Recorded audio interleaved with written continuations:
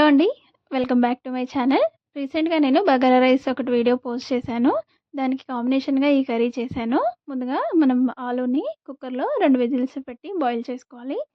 Onions సన్నగా cut చేసి పెట్టుకున్నాను. అలాగే కర్రీకి గ్రేవీ మొత్తం ఈ జింజర్ గార్లిక్ అలాగే పచ్చిమిర్చి, టమాటోస్‌తోనే ఉంటుందండి. ఇంకా పేస్ట్‌లు ఏవి వేయాల్సిన అవసరం లేదు. మనము కొబ్బరి పొడి కానీ, పల్లీలు అవి ఏం మిక్సీ పట్టాల్సిన అవసరం లేదు. వీటితోనే గ్రేవీ అనేది రెడీ అవుతుంది. ఇప్పుడు స్టవ్ పైన పాన్ పెట్టేసుకొని ఆయిల్ వేసి, ఆయిల్ బాగా హీట్ ఎక్కిన తర్వాత ఆవాలు వేసుకోవాలి. అలాగే జీలకర్ర కూడా వేసుకొని, అందులోకి హోల్ గరం మసాలా, అది లవంగాలు, ఇలాచి, దాల్చిన చెక్క, సాజీరా వేసుకున్నాను.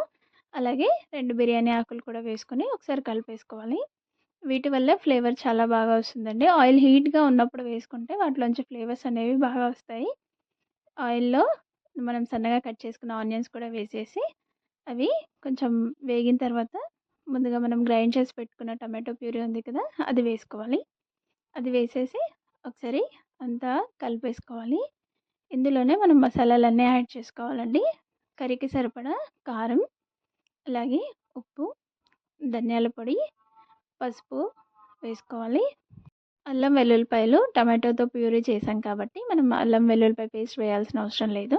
ఇవన్నీ ఒకసారి కలిపేసుకొని ఇందులోకి మనం ముందుగా మిక్సీ పట్టుకున్నాం కదండీ! ఆ గిన్నెలోకి కొద్దిగా వాటర్ వేసి కర్రీలో వేసేసుకొని ఒకసారి కలిపేసి ఆయిల్ పైకొచ్చేంత వరకు ఉడికించుకోవాలి.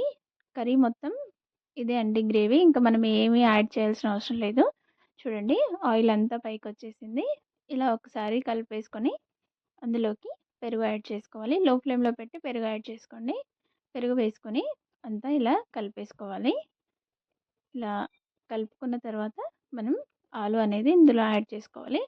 ఆలూని కొద్దిగా పెద్ద సైజులో ఉడికించుకోవాలండి. ఉడికించుకున్న తర్వాత అయినా మనం పెద్దగా కట్ చేసుకోవచ్చు. నేను కట్ చేసి ఉడికించాను. ఇలా కర్రీలోకి వేసేసుకొని ఒకసారి గ్రేవీ అంతా ఆలూకి పట్టేలాగా కలిపేసుకోవాలి. ఇందులోకి కసూరి మేతి వేసుకుంటున్నాను.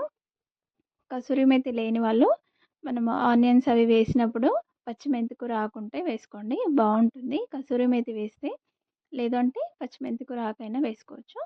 ఇది వేసేసి లో ఫ్లేమ్‌లో పెట్టి ఒక 2 నిమిషాలు ఉడికిన తర్వాత కొత్తిమీర, పుదీనా వేసుకొని స్టవ్ ఆఫ్ చేసుకుంటే సరిపోతుంది.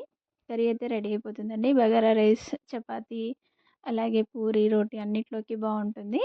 మనం ఎక్కువ స్పైసెస్ కానీ, ఎక్కువ మసాలాలు కానీ యూజ్ చేయకుండా సింపుల్‌గా చేసుకున్నాం కదా! మీకు కూడా ఎలా అనిపించిందో కామెంట్ చేయండి. నచ్చితే లైక్, షేర్ అండ్ సబ్స్క్రైబ్.